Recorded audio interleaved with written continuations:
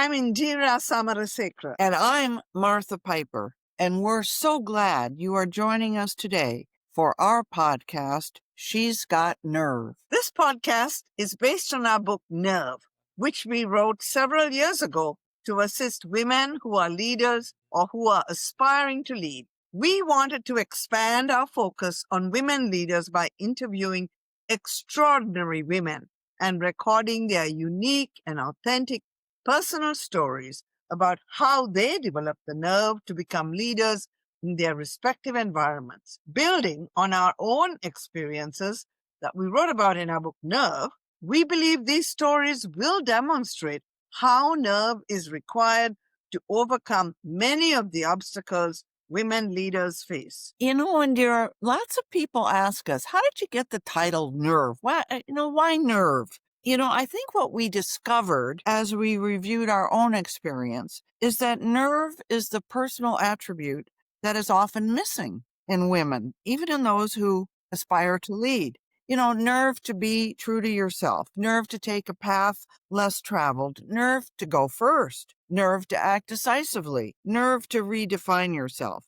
And yet, so often I find the term nerve is used pejoratively when applied to women, such as the nerve of her, or she's got a lot of nerve. Our goal in this podcast is to slay this dragon, to turn it on its head, to describe nerve as a trait that is required to lead rather than an attribute that women are not entitled to exhibit. So let's get right to it. What a treat it is today to have a conversation with a woman leader who has demonstrated nerve throughout her entire life.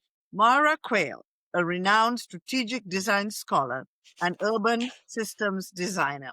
Moura has done it all in both academia and government and community affairs. She has been an academic leader at UBC and has served in various leadership roles, including Dean of the Faculty of Land and Food Systems, the founding director of the School of Public Policy and Global Affairs, and most recently as Vice-Provost and Associate Vice President of Academic Affairs, to name a few. In addition to her academic roles, Moura served as Deputy Minister of Advanced Education, as well as being the BC Commissioner of the Pacific Coast Collaborative.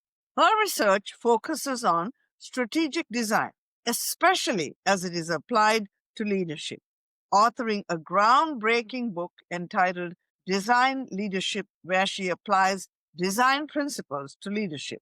What a treat it is today to have a conversation with Moura Quayle, a woman who truly had the nerve to redesign, if I may, leadership. Hi, Moura. Hi, Martha. Hi, Indira. It is very, very special to be able to connect with you, to hear your stories, and learn more about what inspired you to pursue all the firsts in your life. And of course, to serve as a role model for so many of us who have observed you lead over the years. While your career accomplishments are incredibly inspiring, I am first and foremost fascinated to know something about your childhood.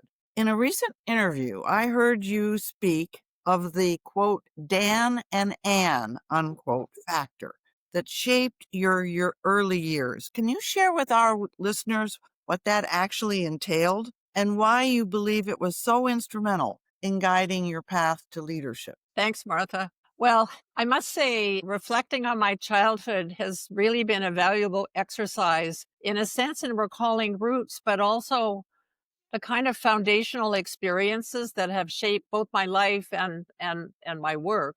And it actually reminded me of a great exercise, writing your own environmental autobiography through the years from childhood on to adulthood, and what environments have influenced you. So Dan and Ann. My father, Dan, he happened to be Dan Quayle at a time when the vice president was Dan Quayle. Anyway, Dan was a marine biologist. He was an oyster and clam guy, deeply passionate about science and evidence-based research, and actually dedicated every summer when I was growing up to sitting on a raft, looking through a microscope in Pendrell Sound, in Desolation Sound, advising the oyster industry on the absolutely optimal time for deploying shell strings to facilitate oyster spawning. So his commitment to science really persisted even through adversity. So he was a prisoner of war in Germany during the last final year of World War II.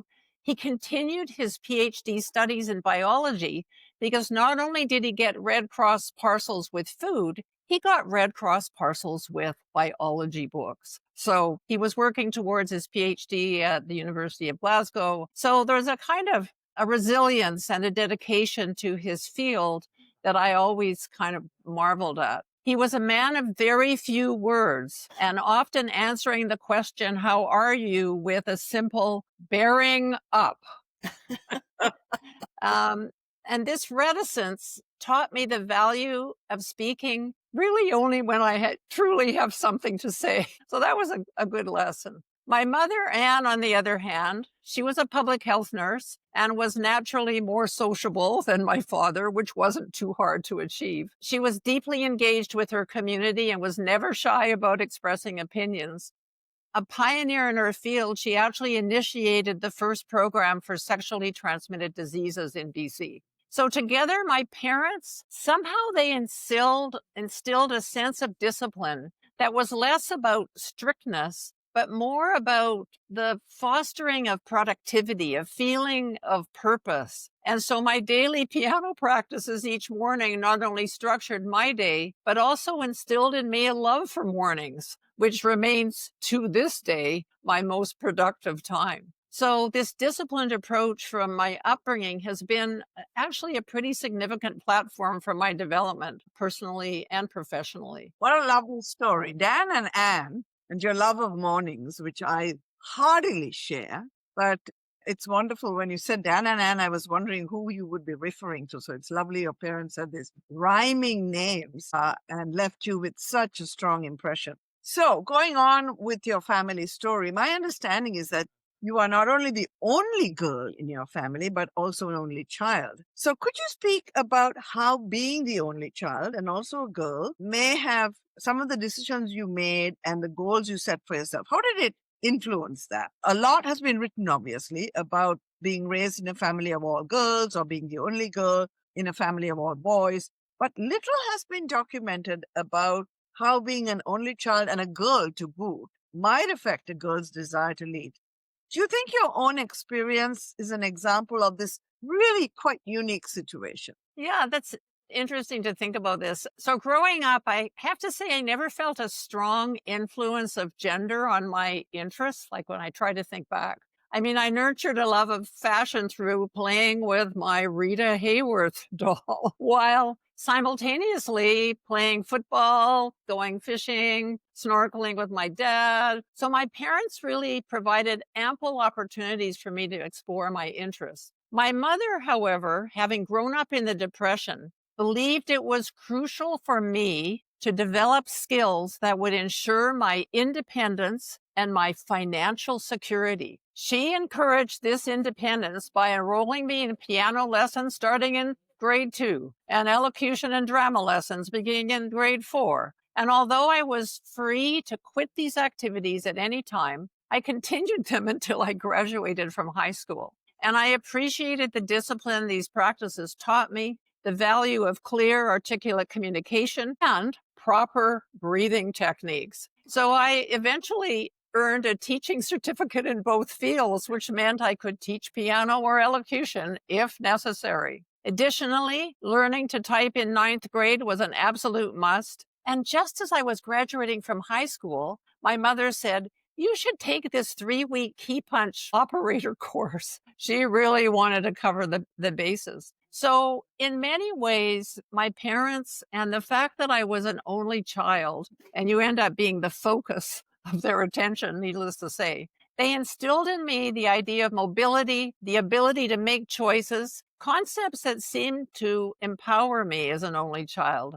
And in a family of 3, I was really always involved in decision making and discussions from an early age, and so yeah, it's interesting. I even have reflected on I didn't really do a teenage rebellion. I kind of waited for university for that. But I never felt a longing for siblings until later stages in my parents' lives when, in a sense, their passing ends up leaving me feeling orphans. And if you have siblings, there's, people to talk about. But fortunately, my late husband, Dave, had the opportunity to know both of my parents well, especially my mother. So I believe my parents also and my only childness influenced my introverted nature, even though people think I'm an extrovert. I'm really not.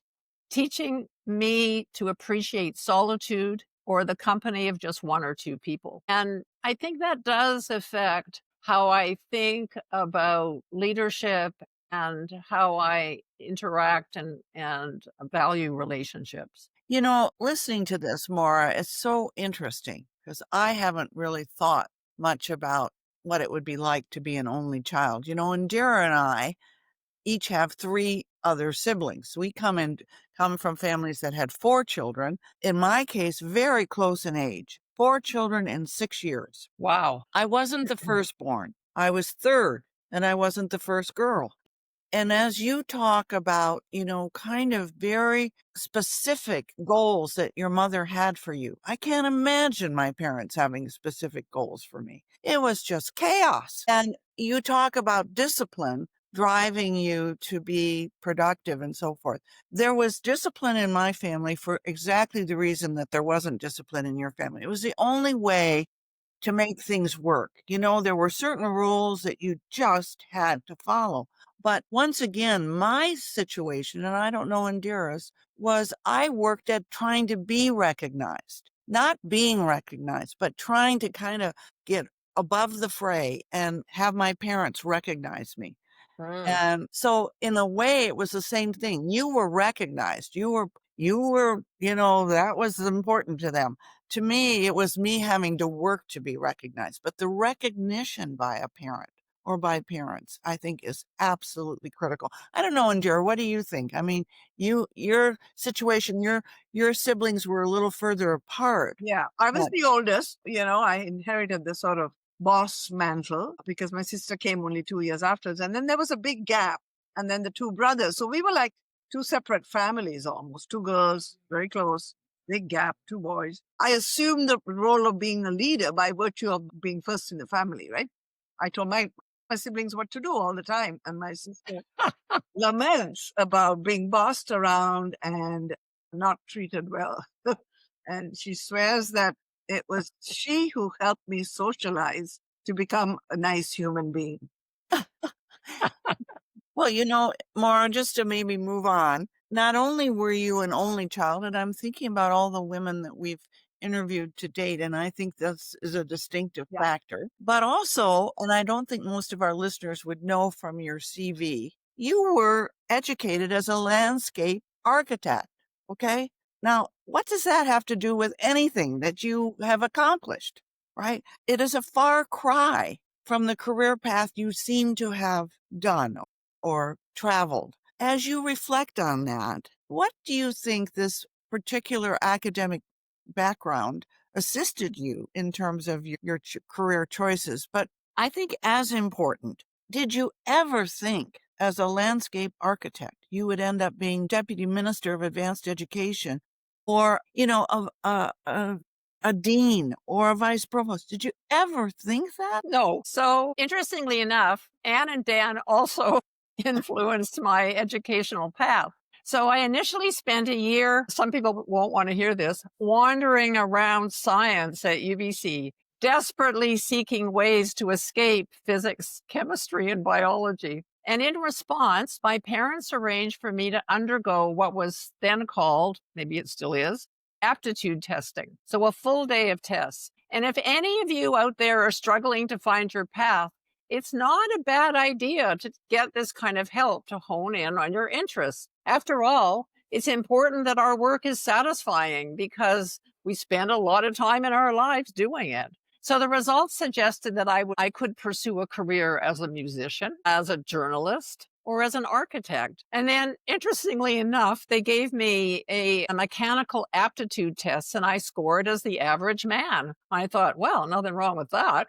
And yet, for some reason, the counselor thought that wasn't good enough for architecture, but it was good enough for landscape architecture, which makes no sense. So they introduced me to a landscape architect, led me to pursue a calendar, to send away for a calendar from the University of Guelph. And when it arrived, my parents and I agreed, this is the perfect blend of arts and sciences for Moura. And this interdisciplinary approach and design education, take away the landscape architecture part. It's really the design education that has been hugely invaluable in my career. And interestingly enough, landscape architects often draw from various disciplines. We don't really have a theory of our own as much as fostering a culture of collaboration and inquiry with professionals from fields like sociology, political science, botany, and on. And the pedagogy that we adopt and we experience in studios that serve as a place of learning, but also promote a project-based, fairly practical approach to learning by doing. And I guess the other thing that has been important for me is that context is crucial in design. Understanding the specific context of a problem or opportunity was something I focused on during my time in the landscape architecture program and later as dean of the faculty, where I considered the broader UBC context and beyond. So this sensitivity to context is ingrained in me. And context is also critically important in leadership. And then I think about visual thinking, also crucial for my leadership, constantly using the whiteboard and drawing. I love drawing, particularly diagramming, inviting questions, because it's conceptual enough to prevent the assumptions that often come when we speak just with words. Okay, I can hear all of you saying, I'm not an artist. And I'll tell you, it's not about that. It's about exercising a different language in your brain and with your communication. So it's been interesting in all of my leadership roles. I treated my responsibilities as complex design projects, applying my design process to navigate their intricacies and always prioritizing people and relationships at the heart of everything. And I learned that in landscape architecture in design school. Wow, fascinating. Context. You're so right about the context. And a lot of leaders who shall remain nameless make decisions without really spending time understanding the context. And a lot would benefit from when you go and start a leadership understanding the history perhaps that led that organization to where it is and develop context. So I love that. In our book, Nerve, we identify serendipity as a major component that can influence the decisions you make. It's different from good luck or chance. Serendipity refers to really unplanned occurrences that, if you act on them, can have a major impact on your life choices. So, do you think serendipity has played a role in your career choices? Was there a serendipitous event that occurred that you believe affected your life decisions or your aspirations? And what might those have been? Yeah, I like this question. So I think that serendipity has played a role on occasion, these unexpected moments. And one vivid example for me is the very unexpected phone call from the Premier of British Columbia, who asked if I was interested in becoming the Deputy Minister of Advanced Education. I mean, who grows up thinking, oh, yeah, I really want to be Deputy Minister? I hadn't seen that coming, but it turned out to be a fantastic opportunity to learn about a different culture, to move from academia to government. And this shift hugely challenged my assumptions, tested my leadership skills as I adapted to a much more hierarchical and rigid governmental culture. In academia, we were able to discuss, in my case, the transformation of agricultural sciences to land and food systems. In government, we had to frame it as the evolution of advanced education to make it more palatable. So that's one example of a serendipitous, a huge learning that when I then came back to UBC, I had a totally different perception of the post-secondary system and UBC's place in it. While I wouldn't categorize Dave's death as serendipity, it was certainly an unplanned event that profoundly affected my life. It led me to the provost's office, where I had the opportunity to work with Andrew Seri, the provost at the time. And when interviewing for the role of Vice Provost for Academic Affairs at the ripe old age of 69, doing an interview at 69 is a strange experience. I asked Andrew what he was looking for. He said he desired, at one end of the spectrum, creative thought leadership, and at the other end, absolute competence in handling administrative duties. And both of these appealed to me. Another moment of unexpected insight was when my father told me I lacked the curiosity needed to be a scientist. He referred to what I think might be called epistemic curiosity, the drive to acquire new knowledge and solve complex problems, typically of a scientist engaged in research. This observation was hugely insightful, and it helped me come to terms with the fact that a career in science might not be for me. So in discussions on leadership, such as those in your podcast, the importance of curiosity has often been highlighted. And so I was thinking about this and realizing that curiosity can take many forms. And while I may not have I for sure do not have intense epistemic curiosity, I possess what might be described as empathic curiosity, the desire to understand people's emotions, thoughts, and experiences. I may also have a bit of social curiosity, which really involves learning about people's actions and their motivations. And exploring and learning really seem to be ingrained in my DNA, and they drive my approach, I guess, just to life. So I kind of urge your listeners to think about the type of curiosities that they might possess. Wow. That's such an interesting observation in terms of redefining curiosity and making it very almost targeted to the person that we're speaking about. And clearly you have defined it in a way, whether it's empathic, what did you call it? Empathic? Empathic? Empathic. Empathic. Yeah. Empathic. I So think of with empathy. Yeah. Yeah. Curiosity. It's the first time I've heard that. I also remember, Moura, because I was president when you were dean. Yes, And you were, Martha. you basically transformed a very traditional faculty into a forward-looking faculty at a time, and I can remember you coming to me and asking me about names, and I thought you were way out of the sphere of, appropriateness. And there you are, leading the charge in a very innovative, kind of forward-thinking way. Then what do? But you go and become my deputy minister, who I'm basically reporting through. And I thought, what does this dean know? I thought, oh, good. We'll get all sorts of things for UBC. We now have a deputy minister she no longer was a dean. She was transformed into something else.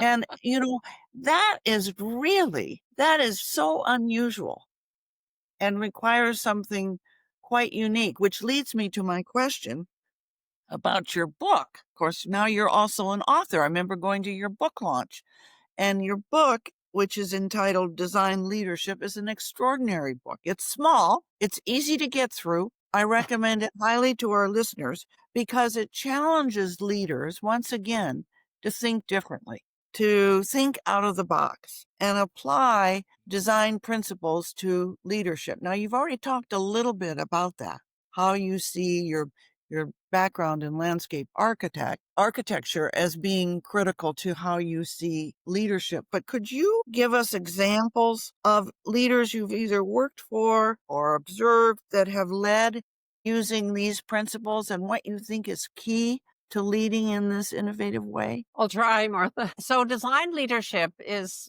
the idea of integrating design principles into leadership that actually enhances the process, and is through this concept of strategic design, which really combines a systematic way of thinking with creative problem solving. So it's not just about executing tasks. It's about the process of questioning, reflecting, experimenting to get to effective and innovative solutions. So the idea of my book actually stemmed from recognizing that effective leadership transcends just making decisions and implementing actions. It's about fostering an environment where a community of colleagues can actually thrive and execute. And this realization highlighted the potential of integrating a design mindset characterized by what I call the stages: ask, try, and do, into leadership practices. And the Ask, Try, Do was actually designed when I taught my first class at the Sauder School of Business around strategic design and business innovation. And the design process importantly includes prototyping, where ideas are tested through small, manageable experiments. And this method is particularly pertinent in sectors like higher education and business, where our risk aversion can stifle innovation. So leaders in these fields, I think we often struggle with when and how to take action. And so a challenge that a design-focused approach can effectively address is really around evaluating potential outcomes and consequences, both intended and unintended. So then getting to the leaders who embody design leadership. And it's some of them are kind of obvious, the ones that I thought through. Steve Jobs is a good example. As co-founder of Apple, he was profoundly affected by design principles, product design, but more importantly, user experience, demonstrating how a human-centric approach to how we're interacting with our technology can really change the world. The other person when I started thinking about it was Jacinda Ardern, the former New Zealand Prime Minister. And she showed what I would call design leadership, particularly in her crisis management. The way she responded to COVID-19 pandemic, to the Christchurch mosque shootings, was really marked by a combination of empathy and decisive action, reflecting a strategic and well-designed approach to how to actually create societal change. I think Angela Merkel, I think we're missing her now because she also in times of crisis actually exemplified thinking about policies that would balance domestic interests and broader European needs. And then I ran into a review of Tony Blair's book, and actually through his prime ministership in the UK, he actually brought principles that blended socialism and capitalism. So it was a deliberately new policy framework. So those are the leaders that I came up with that I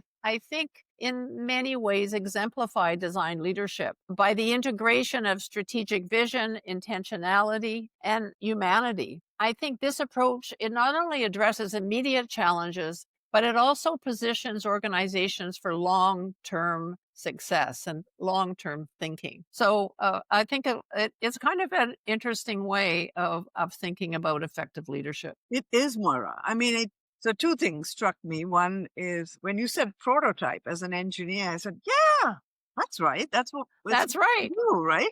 Prototyping is testing before taking on the full risks of large scaling. So I was fascinated by your use of that term as applied to organizations to test that allow you to evaluate whether this is going to work. What is also fascinating is you identified 4 leaders, two men and 2 women. And what I'm curious about is, often the principles you've talked about are more often associated with women leaders: consultative, collaborative, cooperative, creative. Do you think there's a gender difference at work here when you define design leadership? Do men and women lead differently? Is that a myth, given that you very clearly identified 4 unique leaders of both genders? So I've spent a bit of time thinking about this question. And so reflecting on whether leadership styles differ significantly between men and women, I actually think that leadership is shaped more by an individual's background, life experience, and values than really by gender. And while differences exist, they're less about leadership style and more about perhaps the societal expectations that end up being tied to a leader's gender. For example, in academia, women who deviate from traditional roles such as caretaking or service type duties in a department or a faculty often face significant consequences for defying what might be called gender norms. So I would maintain that both men and women can equally embody designed leadership, which is characterized by a consultative and creative kind of approach. And I think this is evident, as you pointed out, in the leaders that I identified. So I think that the distinct challenges and spaces that women leaders sometimes occupy are more a reflection of the specific context and expectation of their roles rather than an inherent difference in leadership abilities. I think leadership is a hugely multifaceted concept, and it allows for what could be described as kind of coloring outside the lines, offering diverse possibilities beyond traditional frameworks. So I think we would find men and women who, if we're talking about design leadership, can easily both express those qualities. Maura, you're kind of framing it around societal expectations for gender. Reminds me of the podcast we did with Shirley Tillman, the first woman president of Princeton. And one of the things I took away from her interview, which really aligns with your description here, was when asked this question, do women and men lead differently? She basically said, I don't think so. As you have said, there are men who do certain things and women who do other things, and gender is not the issue per se. And I don't want to misquote her here, but she said the expectations for women are much more constrained than for men. She said those boundaries of appropriate behaviors are much tighter. If you're too strong and too harsh, you're seen as, inappropriate. And Yep. if you're too soft and too warm and fuzzy, you're seen as weak, right? Whereas men have a much broader array of behaviors that they can bring. And so this links to your definition or your assessment that it's society that puts these boundaries on us, not so much our gender per se. And I think that's kind of interesting. Now, one of the things you do underline in your own leadership, and I listened to the interview you gave one time, and you really stress consultation. And this is part of design leadership. And you said it takes much too long. It's very arduous, but consult, consult, consult. Listen, listen, listen. Be a good listener, right? Everybody talks about this, and we all try to do it, or at least most leaders now try to do it. There are roundtables and there are, open forums, and boy, oh boy, you consult with every stakeholder it is. But what I'm curious about is that in my experience, extensive consultation rarely results in unanimity. In other words, you will still have people who think it should be this way and people who think it should be that way. And as a leader, you've got to figure it out. And by figuring it out, you will inevitably make some people unhappy. Now, what you can say is, I consulted, I listened, but I had to make a decision. But could you discuss this dilemma and perhaps share with our listeners a decision you had to make as a leader that did not reflect everyone's input and ended up being criticized by some of the group who were involved in the consultation and said, this was ridiculous. She didn't hear us. She didn't do what we said she should do. How do you crack that nut? What's the way you get over that after extensive consultation? Yeah, it's one of our leadership challenges, isn't it? So it's interesting, when I was reflecting on this, my graduate work at the University of California, Berkeley actually profoundly shaped my thinking. At the time, I didn't know it was my thinking about leadership, but it ended up being, especially as it cultivated my interest in what's called community participation in design. And so when I was at UBC, for 15 years, I taught community design studios. So we always talk about consultation.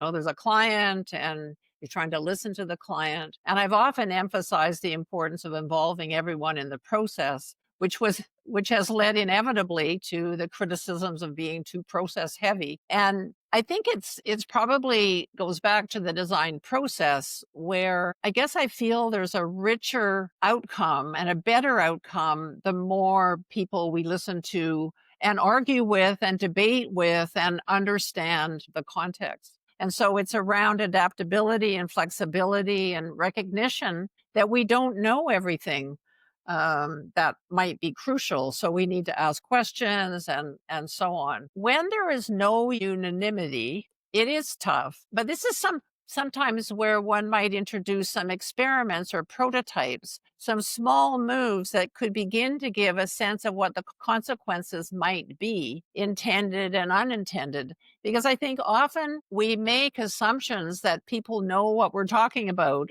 when we're suggesting an idea or a project. And so when I started thinking about times when I had to make unpopular decisions, the first one that popped into my head was when I had to move the cows from Vancouver Island to the farm in Anglesey. So I was dean of land and food systems, and we had to close down the dairy farm on Vancouver Island to consolidate operations. And this decision was challenging due to the actually limited scope of consultation that was possible. And so this got me reflecting on the fact that, not every decision can be consulted upon. It's not possible. And sometimes public participation in making decisions is not appropriate. So that's something that I started thinking about. And then another example, and Martha, this one was you and I, when we were involved in closing the home economics program at UBC. And I remember we proposed turning it into a human ecology program or a community ecology program,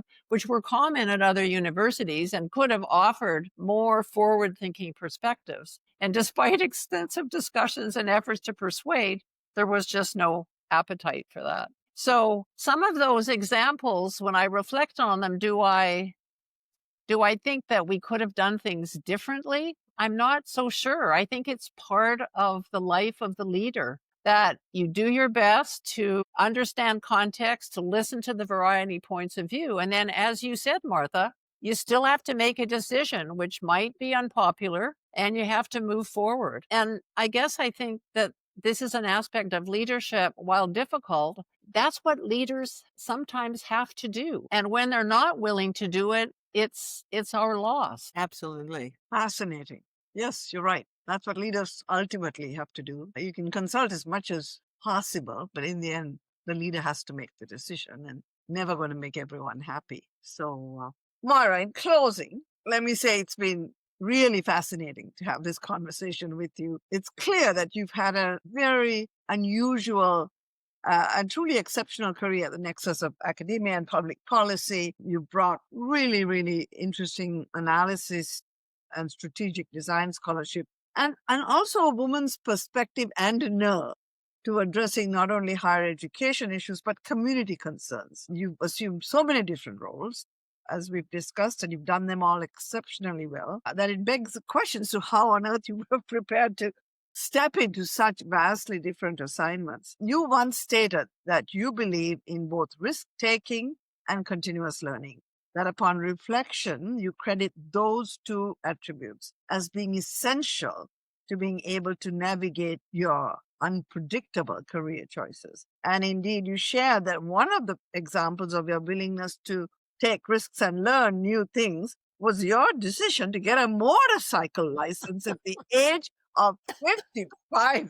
Moura, I don't think anybody would associate you with a motorcycle. Listeners who haven't seen Moura in person, go look at her photograph. She's the most elegant, well-turned out, beautiful woman. And seeing you on top of a motorcycle truly is a vivid example of how unusual you are in what you choose to do. So that's pretty amazing. So can you leave our listeners with any advice you might have as to how you can best cultivate those two qualities, risk-taking and continuous learning, and why you value them so much? Absolutely. So I'll blame Mr. Dave with the motorcycle license. So he, through his life, loved motorcycles. And one Valentine's Day, he presented me with one of those 49cc Yamaha, little scooter thingies. And so, I did that for a while and it was super fun. And then he said to me, I want to not be riding on a BMW 1100 GS. Let's get Vespas. Let's get 200cc Vespas. And I thought, okay. But that meant I had to get a motorcycle license. It was a really interesting learning experience because, I had to take a class. And I realized that half of the people in the class obviously had been riding motorcycles their whole lives. They just hadn't bothered getting a license. So it was interesting. So valuing risk taking and continuous learning. So I think that these qualities are pretty essential for leading in the kind of complex and dynamic environments where, there's a lot of uncertainty and there's usually a need for change. And so I find that an emphasis on continuous learning relates to the vulnerability of not knowing. And I think this helps us with managing the inevitable ambiguity that comes with leadership and life. Like we don't really know, we never have all the information that we need to make a decision. And so how do we get comfortable with that? So I'm in the process of learning Mandarin. I've been in that process for quite a few years. And sometimes I think, am I insane to be even trying this? But then I realize that A, it's good for my brain to be exercised in this way. Yeah.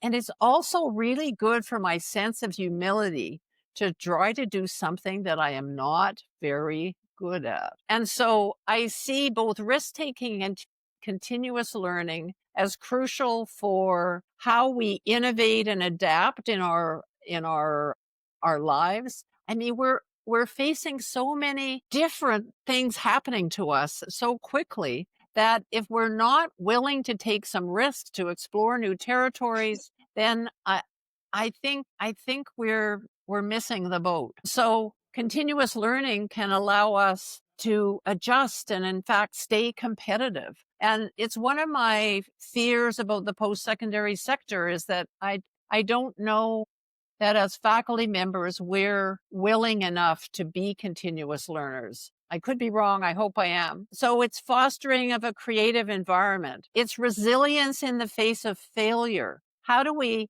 prioritize learning from every experience because it can help us build resilience? And while risk-taking can lead to failures, it also leads to incredible learning. And then I think about leadership development, something that I care deeply about. And it seems to me that it's critical for personal and professional growth as leaders. How do we stay updated? How do we keep thinking about what next? What's possible? And how do we stay relevant, both for our organizations and for our leadership? So it's being proactive to say, I'm always about learning. I mean, and this may not apply to every sector, but it for sure applies to the education sector. So to me, these principles, they aren't just theoretical, but they're practical necessities for thriving in today's world and allowing us to navigate change much more effectively and to go for long-term success in our organizations. Wonderful, Moura. On that very, very, I think, thoughtful response, I just wanted to close by saying thank you. You have to know that Martha and I are two of your fans, big fans. We really admire you. Both had the privilege of working with you. I, as VP Research, during that very exciting time when the three of us were together at UBC, but also the roles you played in leading both as dean, but then also in government, right? And public policy, truly remarkable. And I think all those who've listened to you today will find your stories as truly inspirational. So thank you for participating today. My pleasure. Moura, those of us who know you well, and I would consider myself sort of in that category, are constantly amazed by every next step you've taken. And so we'll be watching with great excitement and interest as you move into another phase of your career and your personal journey. But what a remarkable example you have given to so many people out there in so many different fields. Most of us have been, kind of focused on one area. And as I listened to you this afternoon, I realize now why you have succeeded in all those areas, because you have such a wide grasp of what's important and how to make it work. And so we thank you again for being so generous with your time and your stories and your authenticity, but more important, for the contributions you've made in all levels of our society. It's truly a remarkable, amazing journey that you have had.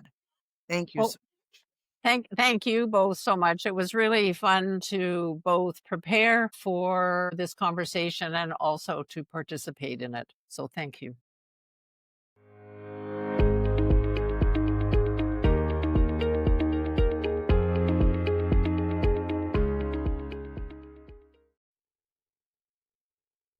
Wow, that was amazing. I've known Moira for a long time, but this conversation was really energizing in so many ways. And I think her last words were particularly timely because, the importance of risk taking and continuous learning might seem kind of like we've heard those before, but actually, when you think about it, as the world gets more complex and more challenging, those two things are perhaps more important than ever before. And I think her notion that we can't possibly know everything is something every leader should remember. And the importance of having the humility to better understand, as she said earlier, the context, but also to fill in the gaps of what you don't know. Her use of the notion of prototyping was interesting because that's how engineers, and I suspect architects, deal with de-risking a project. And in higher education, we always look at everything and say, oh, that's impossible. Well, it's impossible if you try to do it all at once at a large scale. And the notion of trying something out and experimenting was very appealing. Yeah, I mean, she had so many Yes. new ways of looking at things. And I think that's her strength. That's been her strength all along. Right. She has brought clean eyes, new ways, and this design leadership Right. to an area, to education, to government, to community affairs that hasn't been there before. I loved her sensitivity to context. I think that is absolutely critical. It reminds me of what Moura Quayle said. Yes. You can't be the leader you want to be. You have to be the leader that the institution or the organization requires. And that's a sensitivity, what we often say, to the culture of the place, the history, but it's the context. And also this question of risk-taking and continuous learning. I think they're together. Yeah. Risk is often based on fear. Yes. Either fear of the unknown, which is often as you just don't know what's going to happen, the fear of failure, the fear that you're moving into an area that you just don't feel control, fear of lack of control. And so we tend to, those of us who are more, attuned to that, we tend to then try to learn about whatever we're doing to try to mitigate the risk, to try to kind of overcome the risk. I'm reminded of my mother, who after 9/11 was so worried and so fearful that, the world was going to blow up. And what does she do? But she takes a course on the Islam religion because she said, I don't understand it and I fear it. And I want to get rid of that fear. And I thought, boy, oh boy, that's managing risk through learning. So, Moura's on to something that I think often you won't read in leadership books or leadership kinds of courses. And I am so grateful we had this opportunity to have this conversation. So in closing, we want to thank you, listeners, for listening to this episode of She's Got Nerve. If you enjoyed tuning in, then please leave us a review on Apple Podcasts or Spotify and share this conversation with your friends. Go to www.nerve2021.com or follow our social channels at Nervebook 2021. Find out more about women in leadership and to access some useful resources. And if there are any specific topics you would like us to cover in the future, then please email nervebook2021@gmail.com. We'd love to hear from you. In closing, we want to give a special thanks to our team, our marketing manager and producer, Orla McLaren, and our show manager, Eilish Courtney.